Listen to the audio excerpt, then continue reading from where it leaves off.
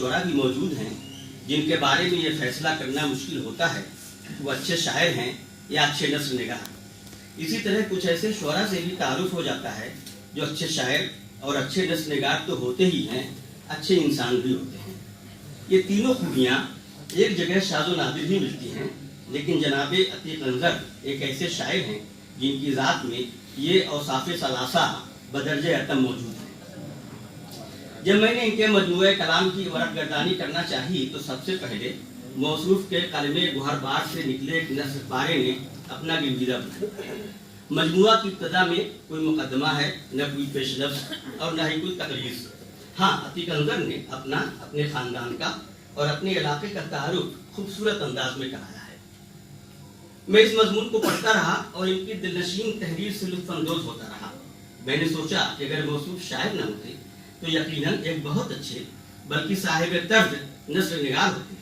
اس مضمون کے مطالعے سے میں نے بوجود تمام یہ نتیجہ اخذ کر لیا کہ جناب عتیق انظر کی نثر جتنی اچھی، رواں اور دل پذیر ہے، شاعری نہیں ہو سکتی.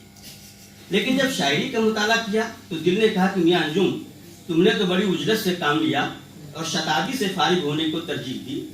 دماغ نے کہا کہ اجلت اور تاخیر دونوں برے ہیں، کیونکہ اسی مضمون سے پتہ چلا کہ عتیق انظر کا مجموعہ کسی بھاری بھرکم مقدمہ سے محض اس لیے محروم رہ گیا کہ انہوں نے منیر نیازی کی ہمیشہ دیر کر دینے کی عادت اپنا لی ہے. بہت مشہور نظم آپ لوگوں نے سنی، ہمیشہ دیر کر دیتا ہوں. لہذا میں نے تہیہ کیا کہ میں ان کی شاعری پر بوجلت کوئی تبصرہ نہیں کروں گا. لیکن کیا کیا جائے کہ ایک بار پھر اجلت ہی کے دامن میں پناہ لینی پڑی. 36 گھنٹے قبل دیے گئے اس حکم کی منزل پر پہنچنے کے لیے کہ تمہیں تحریری اظہار خیال کرنا ہے، بلٹ ٹرین ہی کی سواری کرنا ہے. یہ ان کا دوسرا جسم ہے. پہلا جسم کہاں ہے، کیسا ہے، مجھے نہیں معلوم. میں نے اس کا دیدار نہیں کیا. لیکن نقش ثانی نقش اول سے بہتر ہوتا ہے کہ مصداق میں یہ تصور کر لیتا ہوں کہ دوسرا جسم زیادہ خوبصورت اور حسین ہے. یوں تو ان کی شاعری کے کئی رنگ ہیں، لیکن دو رنگ بہت نمایاں ہیں.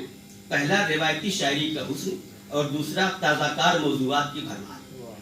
مجموعہ کا آغاز روایتی قسم کی شاعری سے ہوتا ہے، لیکن ہم جو آگے بڑھتے جاتے ہیں ایک پھول سے کئی پھول کھلتے نظر آتے ہیں یا یہ غنچے میں کئی رنگ دکھائی دیتے ہیں. روایتی غزلیہ شاعری سے بھی ملاقات ہوتی ہے اور جدید دور کے مسائل کو شعری قالب میں اور خوبصورت انداز میں ڈھلتے جانے کا رنگ بھی دکھائی دیتا ہے.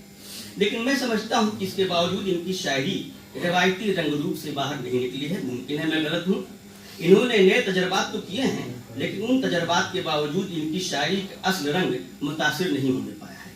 کیسے کیسے میلے لگتے ہیں دل میں، کیا فرقت کے دن بھی اچھے ہوتے ہیں. اس کی یادوں کے نرم پودوں کو دل کی مٹی میں بو لیا میں نے. بچھڑ کے تجھ سے بسالی ہے ایک نئی دنیا، مگر یہ کیسے کہوں تیرا انتظار نہیں. ہنستے ہو تو رات بھی اجلی ہوتی ہے، ورنہ یوں تو دن بھی کالے ہوتے ہیں. آپ کا نام جو لیا میں نے، دل کا کاغذ بھی وہ لیا میں نے. اس قسم کے متعدد اشعار پڑھنے کو مل جاتے ہیں. آخری شعر میں انہوں نے دل کے کاغذ کے بھیگنے کی بات کی ہے. حالانکہ عام طور پر دل کا دامن بھگا جاتا ہے، لیکن یہ عتیق انظر کا رنگ ہے. انہوں نے ایک پرانی بات کو نئے پیرائے اور نئے اسلوب میں کہنے کی کوشش کی ہے. ان کے یہاں وفاداری بہت ہے، جس کا مظاہرہ یہ تو کرتے ہی ہیں، وہ بھائی بھی کرتا ہے جو دھوکہ دینے میں ماہر ہے. جبھی تو کہتے ہیں کہ وار میری پیٹھ پر کرتا رہا بھائی مگر، وار میری پیٹھ پر کرتا رہا بھائی مگر، میں ہوا جب روبرو تو اس نے خنجر رکھ لیا. اسی طرح ان کی اپنی وفاداری ملاحظہ فرمائیں کہ ہم کو معلوم تھا رہبر کا ارادہ، لیکن ہم بھی کچھ دور گئے ساتھ رواداری میں.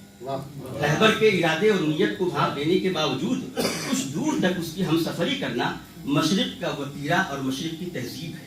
اسی تہذیب کو نبھانے کے لیے رہبر نما رہزن کی قیادت بھی قبول کر لی جاتی ہے. اگر دیکھا جائے تو یہ شخصی رویہ نہیں ہے، بلکہ پوری ملت کا یہ رویہ ہے.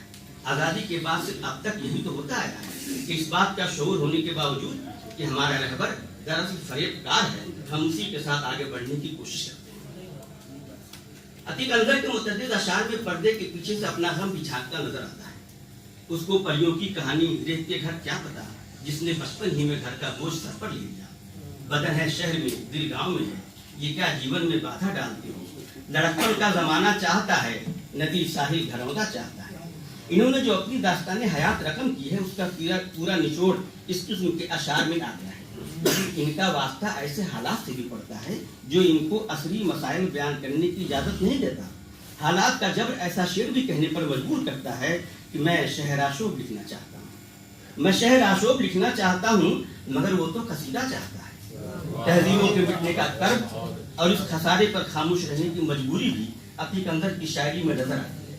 بعض اوقات ایک فنکار تباہی کی طرف لے جانے والی تبدیلی پر چیخ اٹھتا ہے اور کبھی یہ کہنے پر بھی مجبور ہوتا ہے کہ ایک ایک کر کے کٹ گئی شاخیں دیکھتا رہ گیا شجر خاموش۔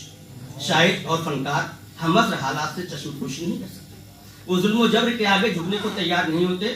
اگر وہ ظالم کا ہاتھ پکڑنے کی جرات اپنے اندر نہیں پاتے ہیں تو کم از کم دل میں اسے برا جاننے کے آخری درجے کے ایمان کا مظاہرہ تو کر ہی دیتے ہیں۔ اور جب ایک فنکار ایسا کرتا ہے تو اس کے دل کی آواز صرف اس کی اپنی آواز نہیں ہوتی بلکہ پوری کائنات بھی ہو جاتی ہے۔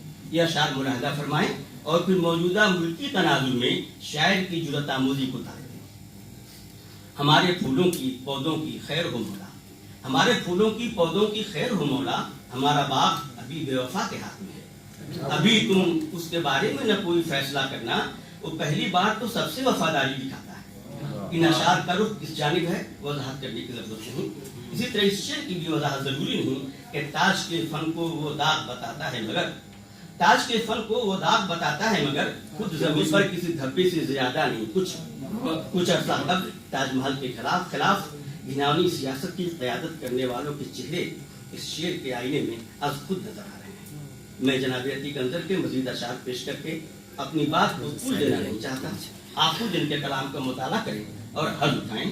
میں ان دو اشعار پر اپنی بات ختم کرتا ہوں کہ چھاؤں تپتی یہاں مل جائے غنیمت سمجھو، چھاؤں تپتی یہاں مل جائے غنیمت سمجھو، دھوپ کے شہر میں دیوار کو نعمت سمجھو، درد دل سب کے مقدر میں کہاں ہوتا ہے، درد پر ناز کرو، درد کو دولت سمجھو۔ بہت بہت شکریہ۔